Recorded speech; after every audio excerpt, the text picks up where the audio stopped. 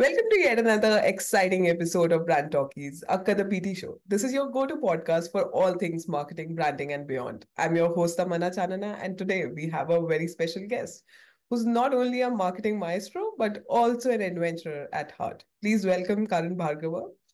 Karan is a Deputy Vice President at India's leading NBFC with a remarkable journey that includes stints at Google, Samsung, and even founding his own venture, Coconut. He's a man of many talents, a passionate marketer, a photographer, a writer, and an avid scuba diver. Welcome to the show, Karan. Thanks, Tamanna. And thanks for the introduction. I'm already feeling so much under pressure with all the good No, things you no, said about me. definitely not. Okay, let's start by having you tell us a bit about yourself and your path in the world of marketing. Where did it all begin? All began quite long back, actually. So the last memories I have, in my childhood, I think there are three things I wanted to pursue. One was becoming an Air Force pilot. Second was definitely becoming sort of like a detective, Mhm. more like a FBI person. And I think third, I was very since my childhood, I was very attracted to all these ads, and I always wanted to know, how do people make ads? Like, why do people make ads? So I think at least like maybe because the first two couldn't get fulfilled, and the first might, like, I still want to be a pilot, so maybe one day I'll pursue that. But definitely happy that at least the third one came true, and Yeah. I'm in marketing, been working in marketing for almost 13 years now, and it's been it's been amazing. Like honestly, like I think I found my passion, and I'm very happy that my work is my passion. So You won't believe, but the first two things that you said, these are what I have been dreaming of for my entire life. I got into Air Force as well back in 2016, but had to drop. But yeah, that was one of the biggest dream I had. I didn't have a like because of my power, right? Back Yeah, then they didn't have a, so if you had a number, they would just like outrightly reject it. So I that's didn't okay. have that option. That's okay. But it's always good to have a passion, right? Okay. Totally. Awesome. Before we dive into the marketing world, let's start with some fun questions. These are buzzer round. This is basically a one word or a one sentence, which never happens, but we'll try and Sure. maintain that. I heard that you love adventures and especially scuba diving and all. So I created some funny adventure questions for you. So the first one is if you could take three celebrities on a scuba diving trip, who would they be and why? That's an interesting one. I think first would be like, I don't know if Musk is the richest person or it's Bezos right now, but definitely like I want to take the richest person on the Earth or on Mars because we are already there, right? So I would definitely want to take them scuba diving because I think ocean and like sea life, they require a lot of conservation, Yeah, that's and for that you need funds. So would definitely want to get those folks as a brand ambassador. yeah. The second will definitely be Ocean Ramsey. So Mm. just for the listeners, they might not have full context, but Ocean Ramsey is like a shark enthusiast and a conservationist, and she works very closely with a lot of like other people working in the same field, and she's trying to like change the perception people have regarding sharks. So sharks are actually not that dangerous. It's all because of it started with probably like Spielberg and the Jaws Mhm. series, but yeah, even in my opinion, like I've dived with sharks, so I think they are very misrepresented and they are very important for the ecosystem. So Ocean Ramsey will be second. Oh, Mhm. third would definitely be Angela Joy. I've Oh, had the biggest crush on her for, I don't know, 15, 17 years. So yeah, I hope your wife doesn't see this. that's all right. She knows about it. I saw Angela before her. Awesome. I think these are some interesting answers. People will definitely relate. And Angelina is a crush for a lot of youngsters Yeah. back then. So yeah, I agree. Okay, what's the most unexpected thing you have encountered underwater? This is something that even I want to know more. Yeah. I mean, so I'm mindful that this needs to be a one word answer, but I think it'll be much fun if it's not a one word answer. So, I'll try to draw a parallel. So when you visit a Ranthambore or some national park, right? Hmm. You don't even imagine that you'd see a kill or like a hunting scene going on, right? Yeah. Even if you see a tiger, that's more than enough when you're going around. So very similarly, like in scuba diving, I think when you start, you're just figuring out, you're just so scared that Hmm. anything that you see in your maybe first 4 or 5 dives, it's like a bonus because you're so like just used, like just trying to get used to the environment. But Yeah. once you are like beyond your 10, 15 dives, you're very much comfortable. Then your whole, the game begins like from a marine point of view that you want to see this. one of Mm-hmm. the dives I did in Maldives, I saw like a hunting scene where there was a stingray which had caught on a fish, and there were like bunch of other fish, large fish who were trying to actually Mm-hmm. take it away. So it was happening just like some seven, not even seven, like 3-4 feet away from me. Oh, So yeah, have it on video, and yeah, very lucky to encounter something like that. that's amazing. And I believe ocean has some new wonders for you as well, some magical mysteries at times that when you go in. All right. The third question for this round. Imagine you are on one of your wildlife photography trips and suddenly encounter a tiger in the wild. Would you rather try to take a perfect photograph of the tiger or make a run out of it? Oh, definitely the first one. Like, I mean, I've had those encounters. So I have Okay. seen tigers like some, I don't know, 5-6 feet away. I've Mhm. seen a leopard like right at the car, and the wherein like the driver was very scared, and I was just trying to get a good shot. Yeah. And yeah, even lions. Like I've seen lions very Hmm. close by, just an arm's length away in Kruger National Park in South Africa. So is Yeah, it I something think that marketers have internally that they are quite driven by adventures, or how does that happen? Because I've spoken to a lot of people, and now I feel that everyone is too adventurous. yeah, I mean, definitely. Like I think marketing folks are creative by nature, right? So Yeah. with creativity, you develop some passion. Like my love for wildlife comes because of the photography thing. And yeah, I think it just gets intertwined. Very Okay, fantastic. So let's dive into the main topics. Since you have an impressive background in growth marketing with major brands, especially in the fintech or PST space, let's explore some insights from your journey. To start with, what are the key differences you have noticed between working with tech giants like Google and traditional companies like the NBC are currently working for? I think so. I mean, these are, like everything has a good and a bad side to it. So, Yeah.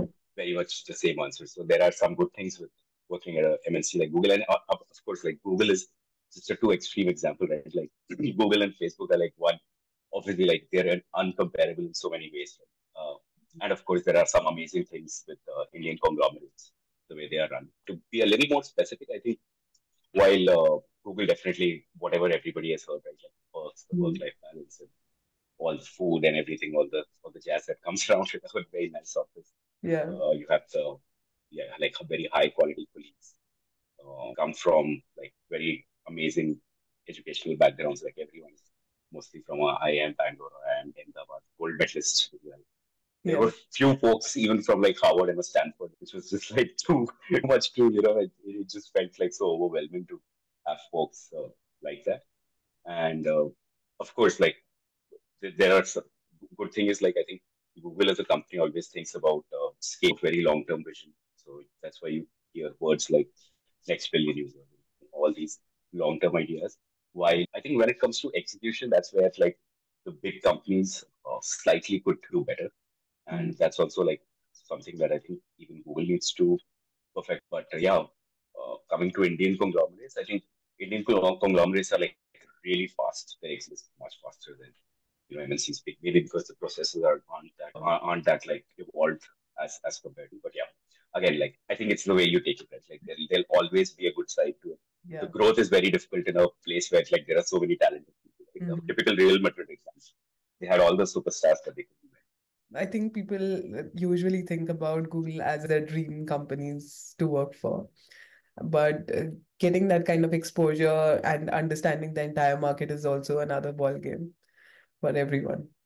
Okay, can you share a campaign that you are particularly proud of and the impact it had? Sure. So, Tamanna, like while I can give a lot of examples where I can throw some good numbers of impact and or throw some fancy like studies and all, I think something which is very close to my heart. And also like being a marketer, I'll just like so there are like when it comes to marketing, there's like a science and art to it, right? So Yeah. I would want to answer this from more of an art point of view rather than a science point of view. Hmm. So I feel like one campaign which was I can't even like measure the impact or it's so valuable to me that and to the folks it was exposed to Okay. that would definitely like be an interesting one. So basically when I was at Vision Sprint, I was a global marketing consultant for Vision Sprint, and just like setting some context for the listeners. Hmm. Vision Spring is a social enterprise. They basically work a lot in developing countries like India, Bangladesh, some South African countries, and they provide like solutions for affordable eyewear to folks who don't really have access to affordable eyewear or eyewear in general. And it's Okay. a 700-year-old technology. So you can imagine, right? Like there are so Yeah. many people who just need glasses to do better in their life. So that's how they help. And essentially, like I was hired to make marketing fun because in these NGOs and social enterprises, Mhm. marketing is again like the companies are thought more of medical terms. Okay. So people are a little skeptical. Even the people who are like getting eyes Mhm. tested from that fraternity of folks like Yeah. below, like bottom of the pyramid, and they're a Yes. little apprehensive when it comes to any medical camps and all. So our objective was to basically make it fun. And a very good opportunity that we got was basically to work with a person who had rejected Amitabh Bachchan once for a job at radio. So can you guess the name? He's not famous for, I guess, like millennials and Gen Z. Maybe some late millennials they would know, but late Amin Siani. So have you heard of him? He's a very Told me famous. about it. Is it something related to Mumbai slums and all? If I'm not wrong. No, I mean, I'm sure he has done a lot of work there. But Mhm. Amin Siani was like, there was a program called Pinaki Mala, and maybe even I'm getting it wrong. Like, I was too young back then. But he Mhm. was very famous back in, like our parents' time. Yeah. Uh, he's a legend. So he used to Okay. host this radio show and almost like the nation. Mhm. So Bhayu and Beno, right? Like Bhayu and Beno. I think Oh, he's the one who the one who created sort it. of like started, yeah, Yeah. started before Modi ji. Yeah. So Yeah. we got a chance to actually get like 2-3 minutes for like his voice for 2-3 minutes, where this was more like a mobilization message, where Okay. we were talking about like the camps and all that we did in rural areas. So we Mhm. got the message recording done through him. And these would actually be broadcasted through like all these microphones and like mobile vans, and Mhm. those vans would like go around these places, and the message would basically use his voice. And he was very kind enough to not charge us anything. Like, Wow. happy that the team was able to convince him. So yeah, we recently lost him. I think a few months back is when Oh. we lost him. He was very old, like he was in his 90s. Even when he did the campaign, he must have been 2017, so 80, 88, 89, I guess. Mhm. But yeah, that was an amazing one. And that's what, like, you can't put a price on something, or even in terms of the impact, like just the name is enough. Right? Like somebody who That's rejected Amitabh Bachchan. And the yeah. reason, apparently, the reason was because he felt his voice wasn't that great. And I mean, if he wouldn't have done that, I think we wouldn't have had the biggest Yeah. superstar in Would. Bollywood. So we owe him a lot, I guess. Indeed. I think that's how you grow, right? There are people who reject you at once, and then you are like, I need to improve. And then you literally blow up everything. So, yeah, amazing example. I think a lot of people will resonate, especially the ones who work for advertising, right? They tend to have these kind of exposure really well. Back in the times when I was in HT, Right. I remember I had 10x of exposure that I'm currently having. So I know that how exactly it feels to be in an advertising or media agencies, but amazing exposures.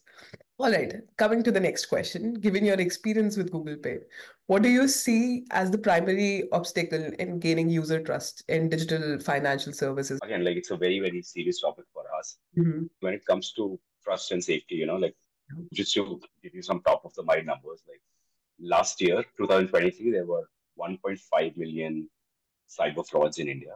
Yes. This year itself, the Hmm. number is like something like 750,000, 750K cyber frauds already in the last 4 months. So it's almost like a what, 70-80% growth. And Yeah. this is going to just keep getting more and more. Right? Like they have found out, like all of us are exposed to Jampar and the likes. And I Hmm. think all the like the hackers and the scamsters are getting smarter and smarter. In fact, That's. I had a like somebody in my family went through like a fraud themselves on Paytm. So we're definitely very exposed to it. And even Mhm. at Google Pay, like there were a lot of focus on how to address this issue. I think it's a very serious issue. As more and more internet users come, as more and more folks who are like not as tech savvy as you and me, I think Mhm. it's our responsibility to guide them, handhold them, Yes. and make sure that the path that they're taking towards Hmm. whole like migration from like the offline spends to digital spend is very seamless and it's Yeah. protected. That privacy stays intact.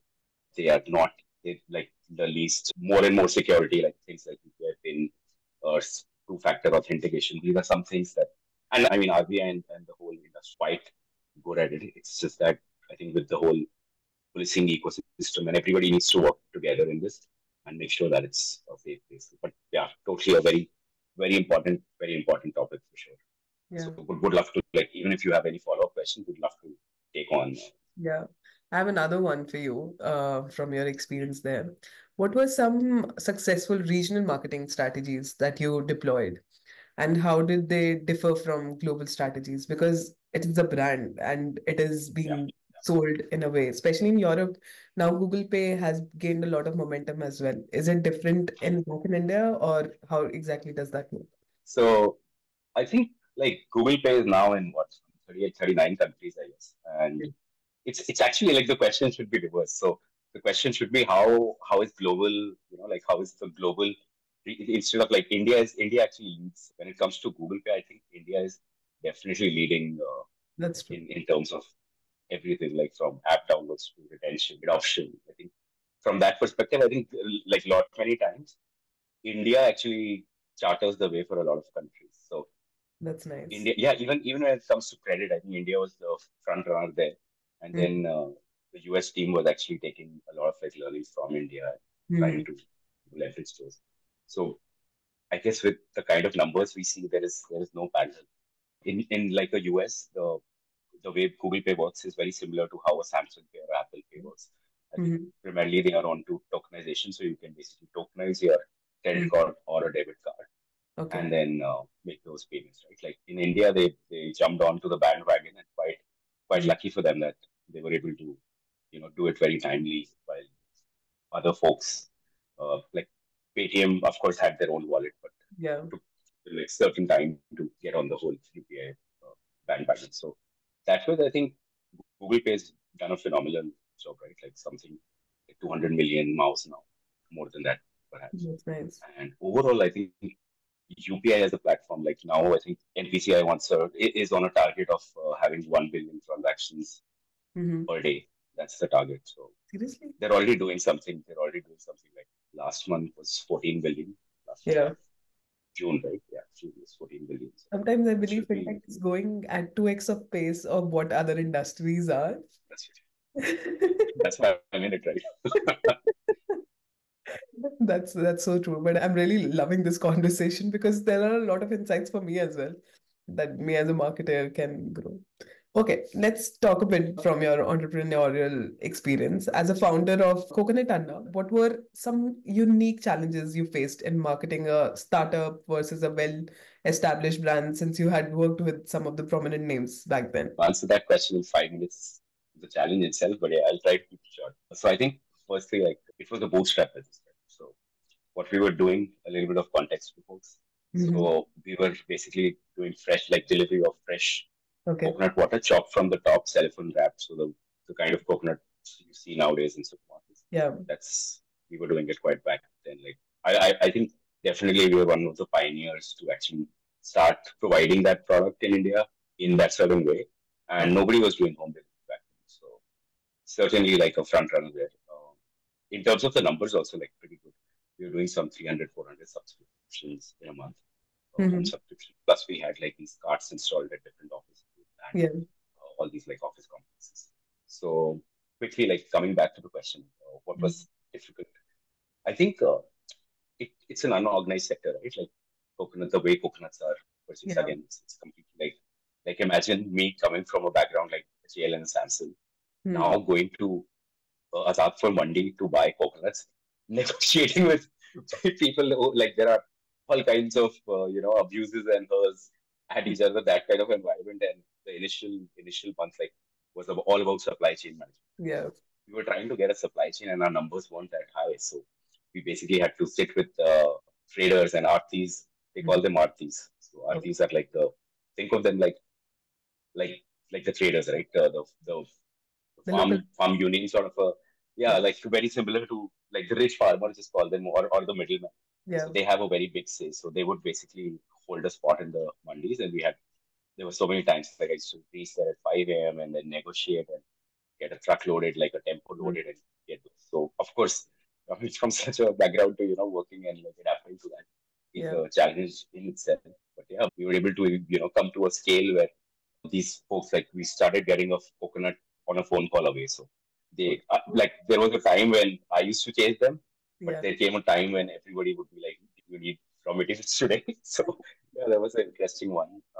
Yeah. Second challenge, of course, I think now in retrospect, and again, like in startup industry, seeing that as well, right? Like everybody is focusing on profit, like maximization, the whole game of getting like more and more consumers, more and more users is Yeah. slowly shift is happening to more like get instead of getting more users, like just whatever users you have, maximize the profits. So I think we had a similar challenge. Like we were all busy like getting more and more users while we could have just focused on some localities instead of Mhm. like stretching ourselves thin and doing so many different localities like Gurgaon and Dwarka. So yeah, Yeah. that's one learning for sure. Yep. That's nice. I think yeah, can happy to. I mean, this is a topic which I can talk for hours. So I I, know. We have I'm not sure if we have that much time, but yeah, I'm dead sure because being an entrepreneur myself, I know what kind of zeal, passion that you bring on the yeah, table once you start that.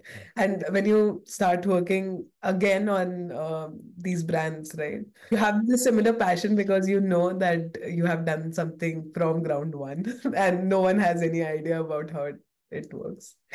Okay, so this is the second last question for you. What role does customer education play in establishing trust in digital wallets? And how can fintech companies effectively educate their users? Because this is a key situation in fintech yeah. right now. How do you perceive it? No, I mean totally. It's very similar to the point we were talking about earlier, right? Like trust and safety is so important, even from an adoption point of view.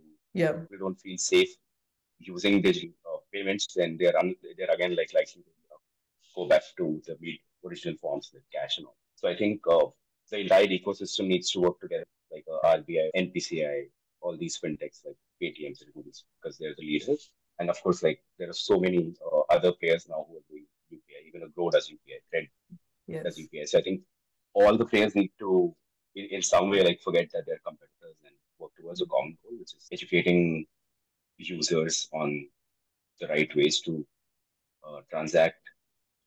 Again, like processes is very important. So having a second two-factor authentication, Mm. always using enforcing those like when you're opening an app, you basically have biometric login, security codes that you need to enter. So I think that could become a mandate as well. And also, I think in terms of like education, they're already doing quite a fair bit. Like NPCI has a decent sized budget where they're Mm-hmm. rolling out ads to promote how important it is. Yeah. I don't remember it clearly, but I think they have a basket which is like an auntie who Mm-hmm. basically talks about like how important it is to uh, transact safely and Yeah. securely. So I think the biggest thing that these fintechs could do is again like having some budgets allocated for you know like some marketing budgets stored for safety campaigns. Yeah, based on the conversation we are having right now, I believe that being a marketer, you're more of like a product person because you have to evolve the product in a way that your consumers are using. I'm sure it would have been a lot of hustle between you and the product guys to make something like this work. No, for sure, for sure. I mean, more like business as a target, and then marketing is basically like coming in, and in some ways there are obviously when you're like sort of controlling an environment, you're Hmm. basically there is some kind of a collateral damage that happens to growth. So That's that true. call is always very important. But Yeah. I guess marketing is too evolved nowadays. In fact, I heard a very interesting quote which I would like to share. Hmm. So that I think it was by the founder of Hewlett Packard. Okay. So it said something like marketing is too important of a function to be Mhm. just handled by the marketing team. Something like that. Which is so important. Like when you think of it, so true, right? Like Yeah, marketing is just so much vast if you think of it. that's Customer true. service, everything is marketing. Yeah. People tend to ignore that for sure, but that's so important. We are basically the driving force between all the functions inside an organization. Okay, coming to the last question for you. What future trends do you foresee in the fintech industry? And that could affect how companies build and maintain trust in PSPs because of the Paytm thing that happened recently. What is your thought process there? No, I think RBI is already at everyone. Like I think RBI is throwing a curveball every now and then. So That's I think we amazing. have a fantastic governor who's right like Mr. Das's guidance. I think the country and as well as like fintechs should be Yeah. in the right place. I think directionally we're pretty much going in the boat is moving towards the right direction. And even in terms of the trends I see globally, I Mm, think India is quite up ahead. So whether it's privacy, we should soon be working very closely. So Europe is obviously, when it comes to privacy, they are much more ahead. But I mhm. think India is also catching up with a lot of stuff around digital safety and privacy for users. Yeah, In fact, the whole the storage policy that government came up with, where fintechs have to, even like companies like Google or Amazon, they yeah, have to store their data locally, is a great step forward. So I yeah. think, yeah, we're in a good place. That's good. I That's think good to hear instead of from. me, I think yeah, I think we're in safe hands. So don't think people necessarily need to give advice. I think RBI and NPCI are definitely on top of this. Okay. Thank you, Karan, for sharing such valuable insights and experiences. And I'm sure people would learn a lot My pleasure. from the fintech experience that you currently have. All right. One last question before we conclude this. We would love to have one golden nugget of advice from you. What would you share with the aspiring marketers? What should be their strategy going forward? And you mean mostly like youngsters? Yeah, exactly. Someone who has newly joined in because they're currently struggling. What should be their Sure. thought process and how should? No, I think most important is like marketing is evolving pretty Yeah. much like how the world is. Artificial intelligence is the future. The companies still need to, like, while technology is there, Mm-hmm. we are still not in that phase where the use cases are actually being made. So the use cases are still not, like, it's the access to these use cases, or like the education is still not happened. So just think of it like, maybe in the 90s the internet was there, but then how many people knew how to use the internet, Yeah. right? So we are in a very similar phase where Mm-hmm. people do know that you can do artificial, like chat GPT, you can throw Yeah. questions at it, but how do you actually use it Mm-hmm. in your day-to-day working? How do you save your time? How do you get better creatives? So those are some things that I think you slowly, like, you'll just realize one big player coming in and disrupting this again. So That's true. even the Fangman, right? Facebook, Amazon, yeah, Fangman. Even the Fangman hasn't really like figured it out, I guess. So there Yeah. is surely like a lot of scope to build specific like use cases when it comes to that. Yeah. Yeah. So Awesome. AI is definitely right. Like, folks should start upskilling themselves in it for sure. That's a nugget advice. All right, listeners, we hope you have been inspired to stay on the top of latest marketing trends. And remember, you can catch the BT show on your favorite audio platforms, whether Spotify, Apple Podcasts, Google Podcasts, or Amazon Music. If you prefer visuals, head over to our YouTube channel and hit the subscribe button for more exclusive content. Until next time, embrace creativity, innovation, and cutting edge of marketing. The future beholds to those who shape it. From all of us at Brand Talkies, stay inspired.